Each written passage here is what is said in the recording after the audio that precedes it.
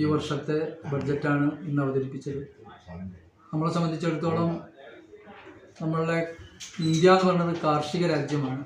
അതുകൊണ്ട് തന്നെ അത് മാത്രമല്ല, കുറ്റിപ്പുറം ബ്ലോക്ക് പഞ്ചായത്തിലും ഏറ്റവും കൂടുതൽ കൃഷി മേഖലയുള്ള ഒരു സ്ഥലം കൂടിയാണ്.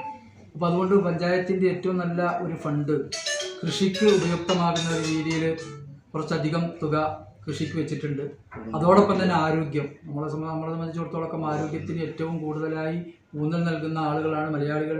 അതുകൊണ്ട് തന്നെ ആരോഗ്യരംഗത്തും വളരെയധികം നല്ലൊരു സംഖ്യ നീക്കി വെച്ചിട്ടുണ്ട്. കുറ്റിപ്പുറം താലൂക്ക് ആശുപത്രിയുടെ സമഗ്രമായ ഒരു വികസനത്തിന് എന്നുള്ള നിലക്ക് 4.5 കോടി രൂപ ഇതേ സമയങ്ങളിൽ ചെലവഴിച്ചു കഴിഞ്ഞു. ഇനിയും വേണ്ട തുക നീക്കി വെച്ചിട്ടുണ്ട്.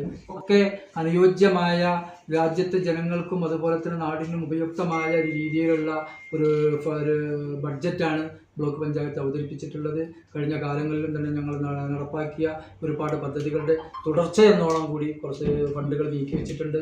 മാത്രമല്ല, ഇപ്പോൾ ഇത്തവണ ഒരു 33,56,795 രൂപ മിച്ചമുള്ള ഒരു ബജറ്റാണ് ഇന്ന് ഇവിടെ ബ്ലോക്ക് പഞ്ചായത്ത് വൈസ് പ്രസിഡന്റ് എന്ന നിലയ്ക്ക് ഞാനിവിടെ അവതരിപ്പിച്ചിട്ടുള്ളത്.